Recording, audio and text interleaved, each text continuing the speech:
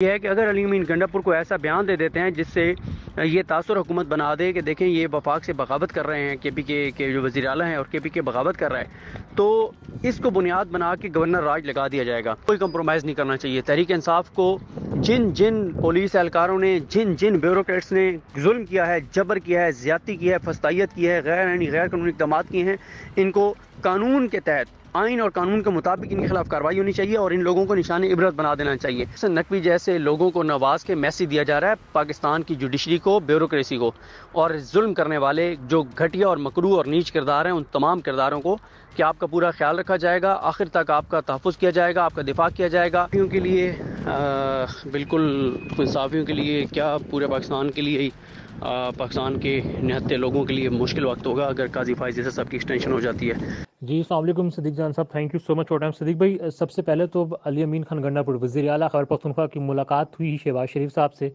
उसके बाद press conference हुई, एक तरफ अमीर मकाम थे, एक तरफ एहसन इकबाल साहब थे। मीटिंग में हमने देखा सिर्फ अली अमीन खान गंडापुर थे और PM साहब के साथ उनकी जो काबीना के मेन वज़रा थे, जो सियासी वज़रा हैं, वो मौजूद थे।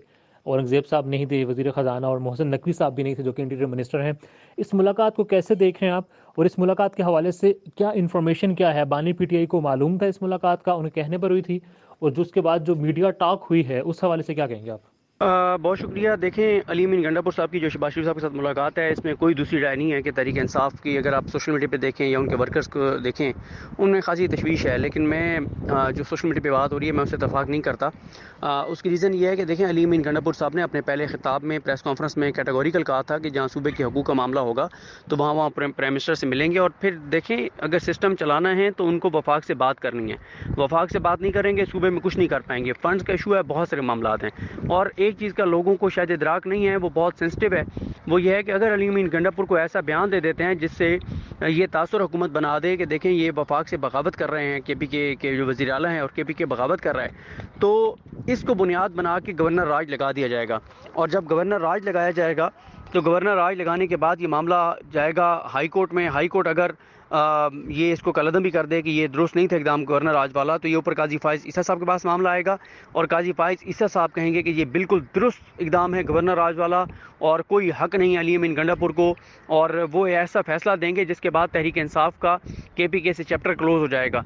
तो तहरीक इंसाफ देखें, एक होता है जज्बात से कोई बात करना, एक होता है कि आपको हिकमत के साथ चलना, तो उनको उनकी मुलाकात करना दुरुस्त है। और ये भी तो देखें ना कि शहबाज शरीफ वगैरह कहते थे कि अली अमीन गंडापुर मास्टरमाइंड है, 9 मई का ये कर देंगे, वो कर देंगे, नहीं मानेंगे, तो उन्होंने भी मुलाकात की। और हाँ, कुछ चीज़ों पे आप तहरीक इंसाफ के एतराज़ कर सकते हैं, एजुटेशन उस तरह से नहीं हो रही उनकी जिस तरह से होनी चाहिए, और उसी की वजह से उनकी सीटें जा रही हैं।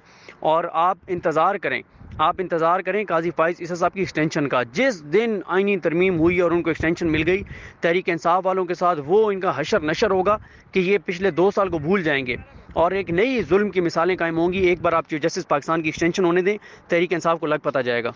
अब एक तरफ ये मुलाकातें हैं, मुफाहमत की बात हो रही है, आगे बढ़ने की बात हो रही है, एक तरफ इमरान खान साहब के साथ मुलाकात हुई, शरीफ खान मरवत की, बैरिस्टर गौहर की अदालत की इजाज़त के बगैर बात हुई। उसके बाद हमने देखा बाहर आकर जो बात हुई, शरीफ खान मरवत ने कहा कि अली अमीन खान गंडापुर को पैगाम दिया है, खान साहब ने हुक्म आए कि IG KP को तब्दील करना है। और फिर जो फस्तायत हुई है 2 साल के अंदर KP में, उसमें जो जो लोग भी मुलव्वस थे उसकी कमेटी बनाई गई है जिसकी सरबराही शेर अफजल खान मरवत करेंगे। तो इसको किस तरह से देख रहे हैं आप? इस डेवलपमेंट को आप मफाहमत की नज़र से देख रहे हैं या फिर मज़ाहमत की नज़र से देख रहे हैं? देखें, तहरीक इंसाफ को इस चीज़ पे तो कोई कंप्रोमाइज़ नहीं करना चाहिए। तहरीक इंसाफ को जिन जिन पुलिस एहलकारों ने, जिन जिन ब्यूरोक्रेट्स ने जुल्म किया है, जबर किया है, ज़्यादती की है, फस्तायत की है, गैर कानूनी इक़दाम किए हैं, इनको कानून के तहत, आइन और कानून के मुताबिक इनके खिलाफ कार्रवाई होनी चाहिए और इन लोगों को निशान इबरत बना देना चाहिए। देखें, ये कोई तरीका नहीं है जिस तरह का जुल्म, ज़्यादती और जबर हुआ है, और इस पे तहरीक इंसाफ को कोई कंप्रोमाइज़ नहीं करना चाहिए। और तमाम जुल्म करने वाले जो जालिम हैं, जाबिर हैं, इनको ऐसी सज़ा दें, ऐसी कानून के मुताबिक सज़ा दें कि निशान इबरत बन जाए और आइंदा कोई ब्यूरोक्रेट, आइंदा कोई पुलिस वाला ये घटिया हरकत ना करे। ये बिल्कुल तहरीक इंसाफ को करना चाहिए। एक मुश्किल टास्क है क्योंकि ज़ाहिर है जिनके कहने पर पुलिस ने ये सारा कुछ किया और ब्यूरोक्रेसी ने किया है, वो बचाएंगे इनको, इतना आसान नहीं होगा, लेकिन तहरीक इंसाफ को बिल्कुल ये करना चाहिए। सदीक जान साहब, PTI के अंदर क्या चल रहा है? ग्रुपिंग है, ज़ाहिर है। मैं शुएब शाहीन साहब को सुन रहा था, अली जफ़र साहब थे, उनको वो कह रहे थे जी ये कौन होते हैं कि 10 सीटों का कहने वाले। तो अंदर इंटरनल ग्रुपिंग भी बहुत ज़्यादा हो चुकी है लग रहा है। सेनेट इलेक्शंस भी आ रहे हैं, तो सेनेट इलेक्शंस को कितना बड़ा इम्तिहान समझ रहे हैं आप पाकिस्तान तहरीक इंसाफ के लिए? और फिर लीगल स्ट्रैटेजी जो थी पाकिस्तान तहरीक इंसाफ की मखसूस नशिस्तों के हवाले से, ज़ाहिर है आप सुप्रीम कोर्ट में तो जाएंगे पाकिस्तान तहरीक इंसाफ वाले, मगर मजलिस वादत के साथ बात हो रही थी, उसके बाद PTI के साथ बात हो रही थी, ऐसे में सुन्नी इत्तेहाद के साथ जाना, ये स्ट्रैटेजी किसकी थी और खान साहब इस हवाले से क्या राय रखते हैं, क्या क्या इन्फॉर्मेशन है आपके पास? देखें, तहरीक इंसाफ के अंदर ना इस वक्त बहुत ज़्यादा एक सूरत गंभीर है। तहरीक इंसाफ के अंदर देखें, बाकी तो खैर इख्लाफ राय होता है, हर पार्टी के अंदर होता है, और फिर उस पार्टी के अंदर जो इतने क्राइसिस से गुजर रही हो, जो देश को 2/3 अक्सरियत मिली हो और उसकी सीटें 93 कर दी गई हैं और उनमें से भी 14 उनसे वापस ली जा रही हैं, तो वहाँ पर ये मसाइल तो होते हैं जो आपको नज़र आ रहे हैं। और सबसे बड़ा मसला ये है कि इमरान खान साहब जेल में हैं और प्रॉपर उनके साथ मुशावरत नहीं होती, सारा उनके साथ पिक्चर सामने उनके है नहीं, और कोई क्या जाके बताता है, कोई क्या जाके बताता है। असल जो तहरीक इंसाफ का अगर आप मुझसे पूछें, इस वक्त सबसे बड़ा मसला मफाहमत और मज़ाहमत के दरमियान फंसा हुआ होना है। इसमें बहुत बड़ा मसला है। तहरीक इंसाफ के अंदर कुछ लोग हैं जो चाहते हैं कि तहरीक इंसाफ मज़ाहमत ना करे, मफाहमत करे, लेट जाए। वो खुद भी लेटे हुए हैं, वो पार्टी को भी लिटाना चाहते हैं, और ये चीज़ सबसे ज़्यादा खौफनाक और ख़तरनाक है तहरीक इंसाफ के लिए। तहरीक इंसाफ की जो पॉलिसी है वो इतनी इस वक्त आपको नज़र आती है कि बस ज़बानी कलामी बातें हो रही हैं, प्रैक्टिकल कोई चीज़ नहीं हो रही। दूसरी तरफ प्रैक्टिकल काम हो रहा है, PTI सिर्फ बातें कर रही है, दूसरी तरफ सीटें छीन रही है, और ये सीटें छीनती चली जाएंगी। 14 सीटें तहरीक इंसाफ की कम होनी है, और इस पर तहरीक इंसाफ की कोई एग्रेसिव हिकमत अमली नज़र नहीं आती। सिर्फ तकरीरें करना काफ़ी नहीं है। देखें, जहाँ पे नज़र आ रहा है आपको कि रिकाउंट का ऑर्डर कर दिया गया है, आप जाएँ, आप जाके धरना दें इलेक्शन कमीशन के बाहर, आप जाके और उस शहर में धरना दें, आप एजिटेशन करें, आप रेजिस्टेंस करें, आप मज़ामत करें, आप दबाव बढ़ाएं। आप सिर्फ ज़बानी कलामी बातें कर रहे हैं और परले जो हैं वो एक के बाद एक सीट आपसे लेते जा रहे हैं, क्योंकि असल फिगर है 224 224 224 224 224 की फिगर पूरी करके देनी है नून लीग को, क्योंकि चीफ जस्टिस पाकिस्तान जस्टिस काजी फाइज ईसा साहब की एक्सटेंशन के लिए 224 का फिगर जो है वो मस्ट है। सदीक जान साहब, व्हाट नेक्स्ट नाउ? इलेक्शंस हो चुके हैं, मैंडेट ज़ाहिर है 45 और 47, और अभी तो तहरीक इंसाफ की मजीद सीटें जो हैं वो कम होने जा रही हैं।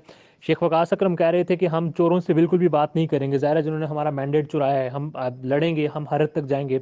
मोहसिन नकवी साहब को इंटीरियर मिनिस्टर लगाया है, इस तैनात अपॉइंटमेंट को किस तरह से देख रहे हैं आप? ये जो मोहसिन नकवी साहब की है, आसिफ किरमानी साहब ने हमारे साथ इंटरव्यू में कहा कि क्या 5 बंदे भी नहीं थे 342 के ईमान में कि गैर मुंतखब लोगों को इन्होंने वजीर बनाया है, ज़ाहिर अब सेनेटर भी तो अभी तक वो नहीं बने, तो मोहसिन नकवी साहब को लगाना मजबूरी थी या फिर वाकई ही वो डिजर्व करते थे?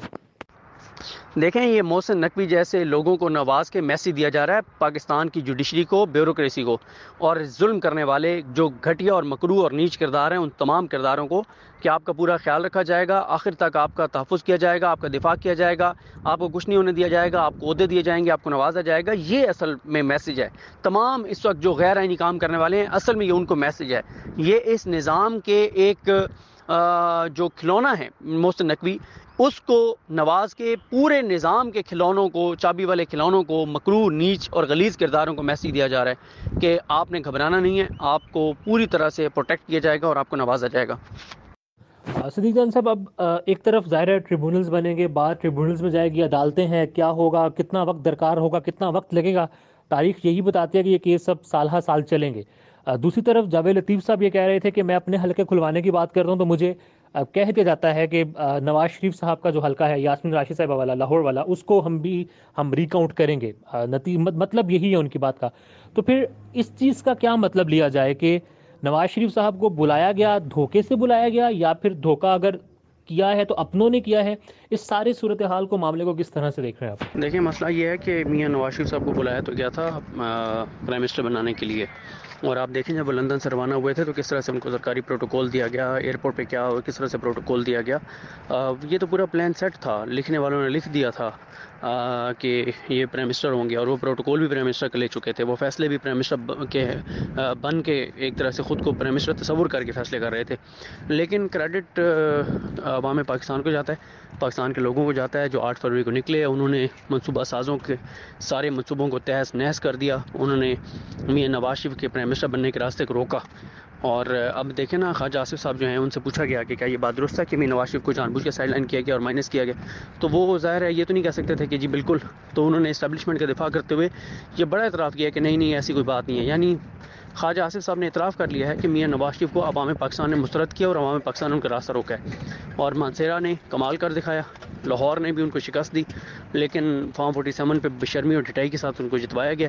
अब नून लीग अगले जब जब तक ये इक़्तिदार में रहेंगे, ब्लैकमेल होते रहेंगे दो चीज़ों पर। एक ये कि मरीम नवाज़ गालकाम खोलने लगे हैं, महज शराफत जीता हुआ है वहाँ से, और दूसरा ये ब्लैकमेलिंग कि मियाँ नवाज शरीफ का हल्का खोलने लगे हैं। ये बात मियाँ जावेद लतीफ़ की दुरुस्त है कि नून लीग को अब इस चीज़ पे ब्लैकमेल किया जाएगा और नून लीग इस पे कमज़ोर विकेट पे है, वरना कह दें नून लीग की जी बिल्कुल आप खोलें हल्का, हम तैयार हैं। लास्ट में बस ये बता दें सहाफ़ियों के हवाले से आने वाला वक्त किस तरह से आप देख रहे हैं? इमरान रियाज खान हमारे सामने है, असद तूर सुप्रीम कोर्ट ऑफ पाकिस्तान में डिस्कस हुआ कि जो पर्चा है वो तो बनता ही नहीं है, इसके बावजूद 15-16 रोज़ हो चुके हैं वो जेल में हैं।